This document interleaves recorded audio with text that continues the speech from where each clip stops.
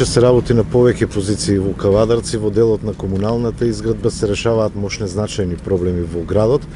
Денеска ќе посетите повеќе локации каде се изведуваат градежни работи, што конкретно се работи и колку чинат овие проекти? Така, значи Кавадарци во континуитет комуналната изградба ја следи со голема динамика. Денеска на наше задоволство на посетен е председателот господин Христо Мицевски на ВМРО-ДПМН, како отчетна и транспарентна партија, пред се народна партија. Нормално интересот на председателот е сите негови функционери и чинители во делот на завршувањето на обврските према граѓанството и према општеството во која фаза сме. Како што и сами споменавте, денеска ќе посетиме неколку проекти, тоа се 4 од вкупно 24 почнати кои се работат во моментот. Сега се наоѓаме на улица Вишесница. Ова е еден од најклучниот и крупен проект преку КВФ Германска банка со 2,5 милиона евра од 6 проекти кои што неодамна ги отпочнавме пред 6 месеци. Значи се работи на комплетна атмосферска, канализациона и водоводна мрежа во строгото централно подрачје со должина од 1 километар, враќање во пробитна состојба со 2 слоја на асфалт и уредување на тротоарите на самите улици. Значи после 50 години Кавадарци трајно го решава атмосферските води и канализационите мрежи кои што ова строго централно градско подрачје имаше големи проблеми. Јас сам би го дополнил председателот во што го кажа дека не се кажува вистината.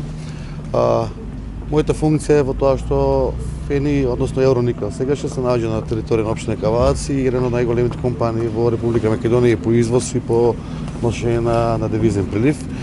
Значи, неколку предлози беа предложени, јас конкретно би ги произнесил, да од Евроникел беше предложен да тесни готино едниот блок го земат да го раководат, да обезберат мазот и да функционира, затоа што нивната пресметка е до 250 евра на мегават час, дека имаат рентабилност во овој момент да произведуваат фероникел. Она што каже председателот, владата испадна со став дека не им се исплати да произведуваат струја, се исплати да увезуваат, така да еве тоа излегува на виделина дека Евроникел може да се спаси и да функционира доколку се деше струја од 10 години. Исто така Евроникел во моментот работи на проект на увезување на генератори кои што ќе се произведуваат 50 мегавати сопствена електрична енергија, се до стабилизирање на пазарот на електричната енергија. И трета работа, она што сакам да потенцирам, да кажем, во делот на електричната енергија, во делот на стопанството.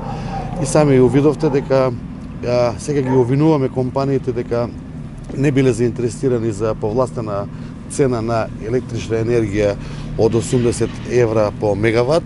Не е точно дека стопанството не е заинтересирано, стопанството сака да произведува и да функционира, меѓутоа подусловите кои што треба да ги исполнат за да добијат 80 евра повластена цена од владата се невозможни.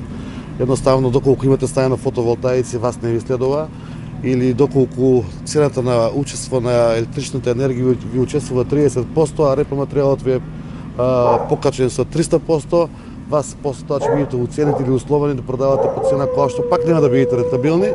Така да мислам дека и стопанските комори и стопанството комплетно треба да се произнесе или испаднат со конкретен став, да кажат не е само да се носе мерки преку ноќи, тие мерки да бидат само како пиар користени од делот на владата или било кој, за тоа што не се функционални. Гранчалниче Лазова Сијата е еден мощен значаен проект, се работи таму интензивно. До каде е овој проект? Така да, ние денеска со председателот заедно и со другите ќе го посетиме Западен булевар, кој што пред 5 месеци председателот беше тука на самото отпочнување. Еден капитален облек од 25 милиона денари кој што го завршивме за 5 месеци, го чекаа граѓаните 40 години. Пробивање на новиот булевар во без стокоински дупки. Лазова Сијата улица, која што и вие добро знаете, медумите, која што се чекаше повеќе од 30 години да се пробие. 32 милиона денари комплетна инвестиција, значи кога ги правиме овие проекти, ги правиме со атмосферски, со канализациони мрежи, со водоводни, со улично осветлување, со тротоари, комплетно завршени. Тој проект е во фаза на пробивање и некаде на работа завршуваме моја 6 месеци со оглед на временските прогнози. Тоа се се пари обезбедени од општина Кавадарци без никакви други дотации. И да не забораваме, денеска ќе го посетиме и колекторскиот систем, кој што долго време ги потиштуваше луѓето на улицата Димит Ангел Габрат или од урбана заедница Страшо Пинџур, во должина од 600 метри, ФИ 800, кој што при секој обилен дожд или поголеми врнежи, има проблеми со пловове на нивните домови. Тоа го работи јавното предпријатие Комуналец со лични средства, со лична инфраструктура и комплетна нивна работна рака, а инвестициите е 9 милиона денари.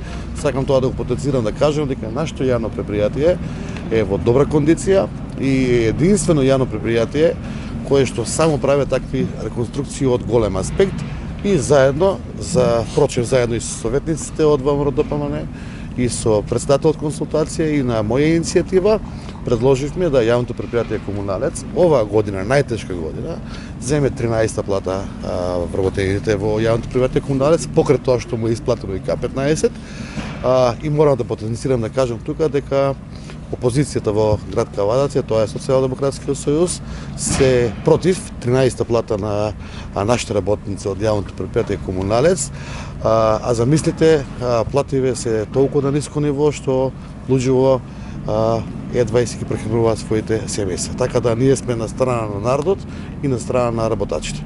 Ние не зимаме пари од граѓаните за да си поделиме плата како што укажуваат они како што ќе напаѓаат, напротив, со реализација на јавното предпријатие кое што со сопствени ресурси ги прави реконструкциите, доградбите, изградбите на новите капитални објекти, со тоа прави заштеда во делот на собствените ресурси, таму се парите кои што може да им даеме 13-та плата и да не забораваме дека во месец февруари ние, кога абер нема другите дека ќе имаме проблем со електричната енергија, пуштивме 5-та мини хидроцентрала со 150 киловати електрична енергија производство на час и инсталиравме 200 киловати фотоволтаици. Тука се парите, тука се заштедите, тука е тоа што можеме да направиме добра ликвидност.